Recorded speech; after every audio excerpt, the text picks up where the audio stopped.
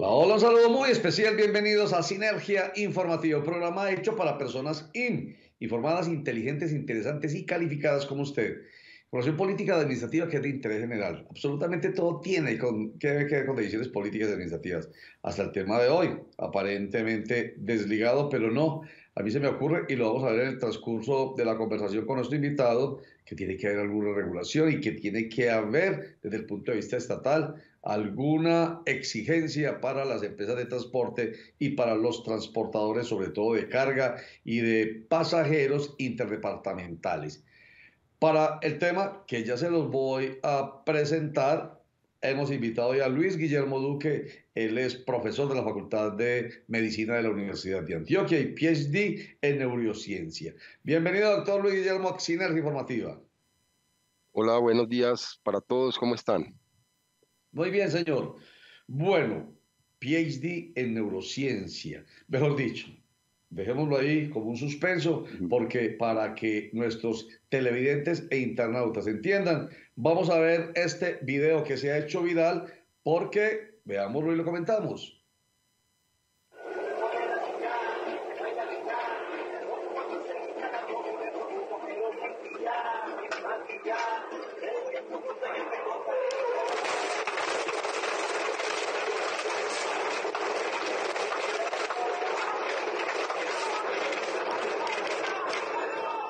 Se trata de un conductor de camión que tuvo un microsueño. O sea, micro es porque pueden ser un segundo, 2 segundos, 5 segundos que se quedó dormido en carretera, perdió el control y produjo un accidente. Doctor Luis Guillermo Duque, ahora sí entienden ustedes por qué lo invitamos a él como PhD en neurociencia. Doctor Luis Guillermo, los microsueños son comunes. Sí, señor. Hay que, para toda la comunidad, definir qué es un microsueño.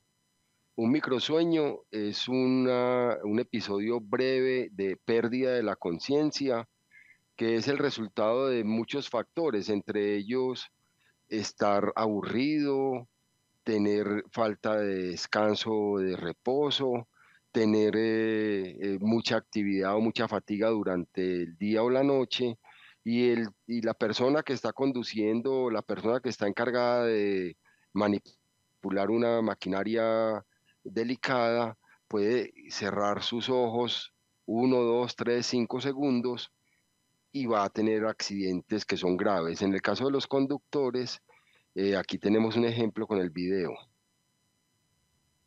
Ahí está un video que no es solamente que él se quede dormido, sino que el vehículo en el que va se puede ir a un abismo, puede estrellarse contra otro vehículo, en fin, veamos por ejemplo esta cifra, ahí estamos viendo nuevamente el video de este conductor que se queda dormido en un microsueño. Entonces a él le pasa en un vehículo, pero también le pasa al que está manejando maquinaria en zapatería, por ejemplo, haciendo cortes en una empresa de textiles, se puede cortar un dedo. ¿Por qué? Porque perdió la noción de, por dicho, la conciencia. Veamos estos daticos que tenemos que nos entrega la Agencia Nacional de Seguridad Vial, que dice que si un conductor tiene un microsueño mientras se desplaza a 80 kilómetros por hora, puede llegar a recorrer 45 metros sin ningún tipo de atención, de reacción y de discernimiento, o sea, pierde toda la conciencia y se producen los mayores cansancios, digámoslo así, entre las 2 y las 5 de la mañana y entre las 2 y las 4 de la tarde. Oiga, mire nomás la primera cifra, doctor Luis Guillermo. Un segundo a 80 kilómetros por hora y se pierde conciencia durante el traslado del vehículo de entre 20 y 40 metros. ¿Cómo será cuando se pierde la conciencia durante 5 segundos, que aparentemente es nada? Doctor Luis Guillermo. Sí. De acuerdo. La duración de los microsueños es variable y eso que usted está diciendo es muy factible y muy frecuente en Colombia.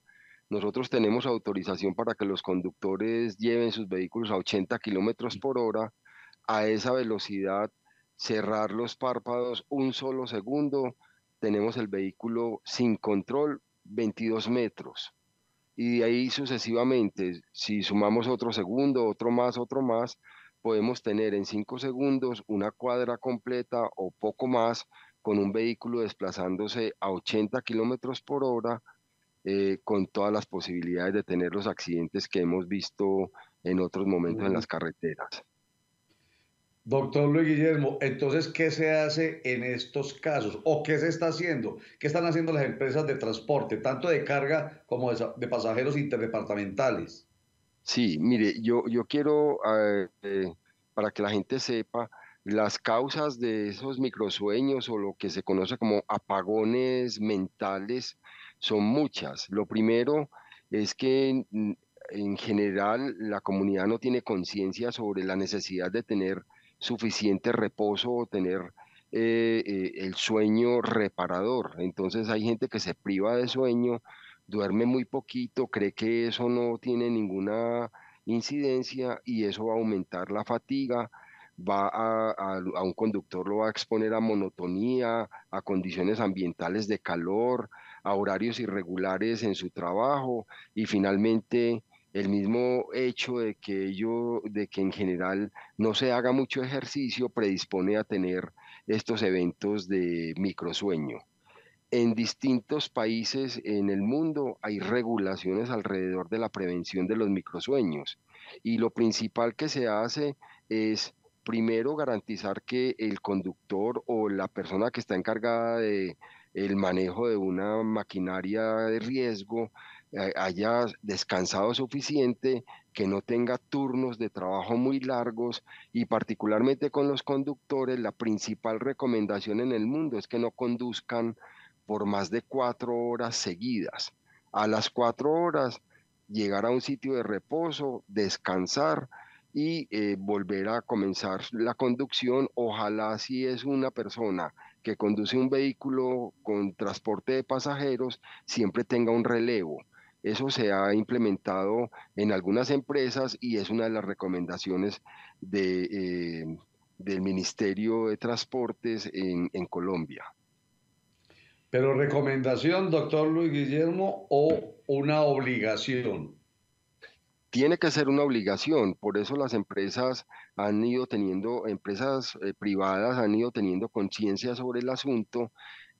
Hay algunas que han contratado servicios de asesores en medicina del trabajo o asesores en medicina del sueño con la posibilidad de generar unos planes en donde hay primero la conciencia con los trabajadores, generar un entorno de trabajo adecuado, hacer una rotación de turnos como corresponde, tener turnos cortos y sobre todo tener una conducción acompañada, con una comunicación clara con los conductores para evitar estas posibles eventos de microsueño. Eso debe ser obligatorio, está normatizado, a veces no se cumple y ahí es donde está la labor pues de las autoridades para que se regule y se vuelva a concientizar sobre la necesidad de tener alerta suficiente a la hora de conducir.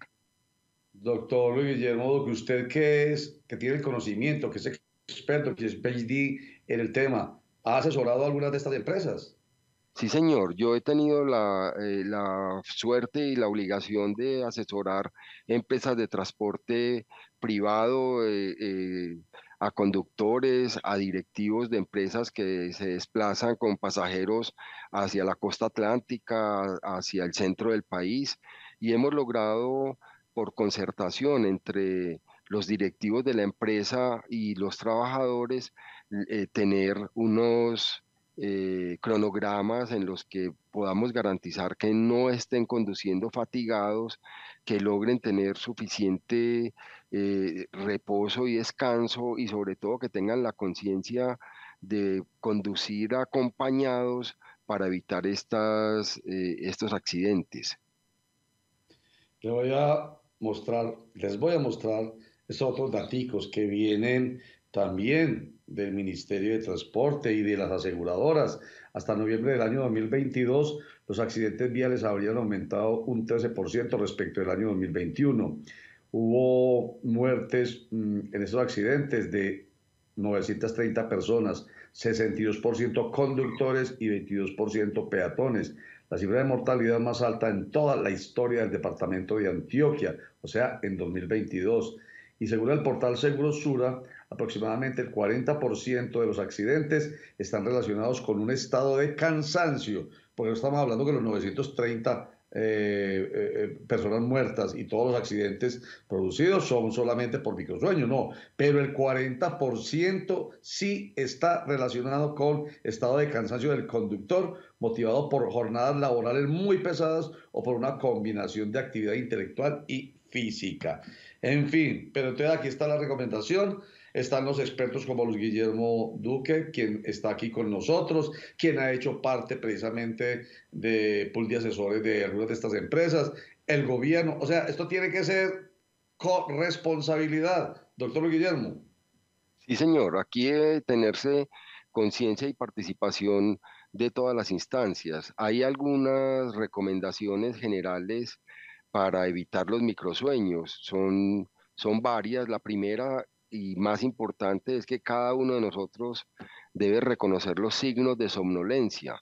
Si yo no descansé suficiente la noche anterior o antes de una jornada de trabajo conduciendo, yo tengo que empezar a reconocer que el cuerpo que está fatigado empieza a tener somnolencia, bostezos, dificultad para mantener los ojos abiertos, dificultad para mantener la concentración. Yo no me puedo hacer el bobo con eso.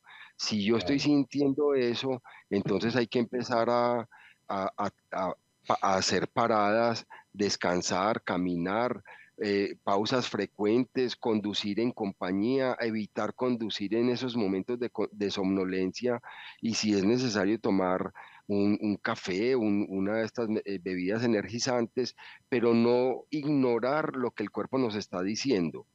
Eso, Ajá. cuando usted habla de corresponsabilidad, no es solo que esté la norma, no es solo que yo tenga que obedecerla, sino que yo Así sea es. consciente de esos riesgos. Sí. Oiga, doctor Luis Guillermo, para la gente que gusta viajar, ya no hablemos de los conductores que por su obligación laboral lo hacen, o sea, conductores de pasajeros, de buses y de carga, sino cuando uno va para la costa y dice, vámonos más bien de noche, que es más bueno porque hay menos tráfico y llega uno más rápido. ¿Cuál es la Nada, recomendación? Si es mejor de noche. muy mala recomendación. En la noche hay mayores riesgos, usted no tiene tanta visibilidad. Por naturaleza, el ser humano duerme de noche y está despierto de día. Los periodos de somnolencia en la madrugada, entre las 2 y 5 de la mañana, son muy grandes porque esa es la evolución de los seres humanos. Nosotros estamos evolucionados para dormir de noche, distinto a un gato o a un ratón que evolucionó para estar despierto de noche. Entonces, si es más fresco, puede haber menos congestión, pero hay mayores riesgos. Entonces, no Claro. se recomienda. Muy bien. Dejémoslo por ahora aquí, doctor Luis Guillermo Duque, que yo creo que ha sido supremamente aleccionador lo que nos ha dicho, ha llamado la atención sobre esto que tiene que ver con la realidad humana. Tenemos que descansar porque el cuerpo nos lo exige y esos microsueños son precisamente una consecuencia de no tomarnos el suficiente descanso y entonces no es bueno para quien conduzca, entre otras cosas, o quien trabaje con maquinaria pesada, por ejemplo, porque un solo segundo puede ser fatal. Doctor Luis Guillermo Duque, PhD en neurociencia y profesor de la Facultad de Medicina de la Universidad de Antioquia, mil gracias por estar con nosotros en Sinergia Informativa. Muchas gracias por la invitación y que les vaya muy bien a todos. Muchísimas gracias, señor. Y que nos vaya muy bien a todos, quiere decir es atento con lo que está planteando él. Y no necesariamente porque estemos conduciendo otra vez. Él propone además que descansemos de verdad. Una recomendación para que terminemos y no vamos a un corte para mensajes. Cuando dormamos en la noche es a dormir, totalmente oscuro el cuarto y ojalá nada que tenga que ver con radiación, ni un televisor, ni un equipo de cómputo, nada. A dormir es a dormir. Ya regresamos. Contraloría Distrital de Medellín. Control fiscal moderno, técnico y oportuno.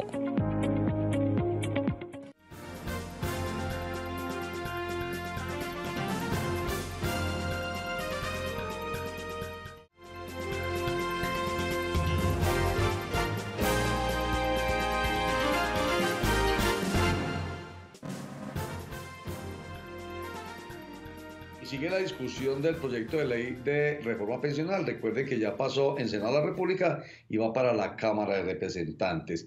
El presidente de la República en estos días hizo una locución para todo el país defendiendo este proyecto de ley.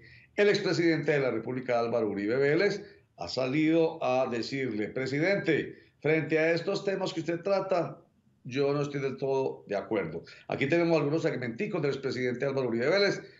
Uno, refiriéndose al primer pilar, el solidario. Para lograr total cobertura, que requeriría proteger a otros 2.5 millones de ancianos, es necesario que el presupuesto nacional cumpla con sus obligaciones sociales, mas no destruir el actual sistema de pensiones. Este subsidio lo puede dar el gobierno ya, no necesita la reforma. Pero el derroche presupuestal, característica de muchos gobiernos, y el enorme estado burocrático que ha crecido más en este gobierno, sumados a las debilidades de la economía, son los enemigos que impiden la protección de los ancianos. No es el sistema de pensiones. Por estas razones, tampoco se necesita el pilar solidario. ¿Y qué dice el expresidente Álvaro Uribe Vélez respecto del pilar semicontributivo? Para atender a los colombianos que por diversas razones no alcanzaron o no alcancen a jubilarse, se propone el pilar semicontributivo. En esencia, tendrían una renta soportada en sus ahorros, en los rendimientos de esos ahorros y en un subsidio gubernamental del 20% para hombres y del 30% para mujeres. Esto no es novedoso. Desde 2005 existe el sistema de beneficios económicos periódicos que cumple con esa finalidad social.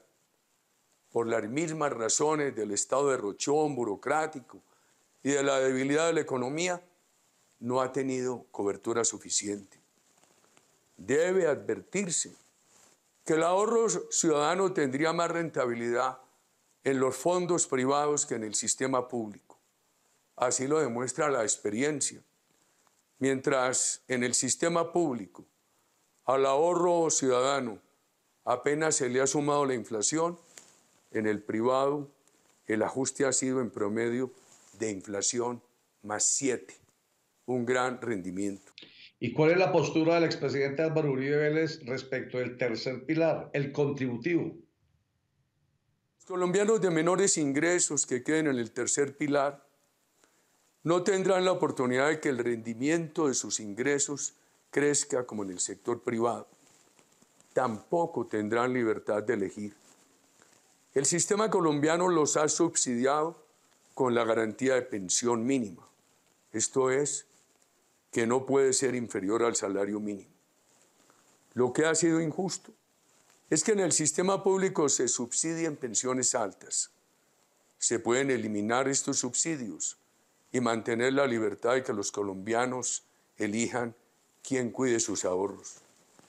No puede olvidarse el esfuerzo de nuestro gobierno que eliminó la mayoría de los regímenes especiales y privilegiados. Y sobre el cuarto pilar, el que se refiere al ahorro voluntario, el expresidente Uribe se refiere a los umbrales. Recuerden, 3 salarios mínimos fue la propuesta inicial en el que estaría obligado a cotizar en Colpensiones. El Partido Liberal, recuerden, dijo: yo apoyo ese proyecto de reforma, pero si se baja el umbral a 2.3 salarios mínimos. Y ahora ha dicho, después de aprobado en el Senado de la República, ha dicho el presidente Petro: voy a convencer a los representantes de la Cámara que el umbral sea subido a los 4 salarios mínimos. ¿Cuál es la postura del expresidente al respecto? En este momento, el gobierno propone que la Cámara de Representantes eleve el umbral a 4 salarios mínimos. Veamos el efecto. No obstante, que los 400 billones de pesos de propiedad de los trabajadores, suma acumulada hasta ahora, que ha tenido buena administración y rendimientos en los fondos de pensiones, no obstante que esa suma acumulada no pasaría al gobierno. En adelante empieza un debilitamiento agudo de esos fondos.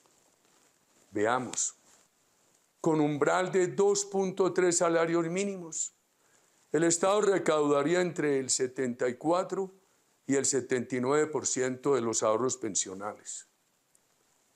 Con el umbral de 3 salarios mínimos propuesta inicial, el Estado se quedaría con un porcentaje entre el 80 y el 83% de los ahorros pensionales. Y con la nueva propuesta del umbral de 4 salarios mínimos, el Estado captaría entre el 85 y el 88% de esos ahorros pensionales. Bueno, la discusión sigue, todavía no está aprobada la reforma pensional, pero entonces ustedes que están informados, que son eso, informados, inteligentes y calificados, están recibiendo información de aquí e información de allá y además consultando con gente que sabe para que no se dejen manipular y no se dejen empujar allá, como los borregos que no piensan y simplemente empiezan a gritar para un lado o para el otro. Ya regresamos.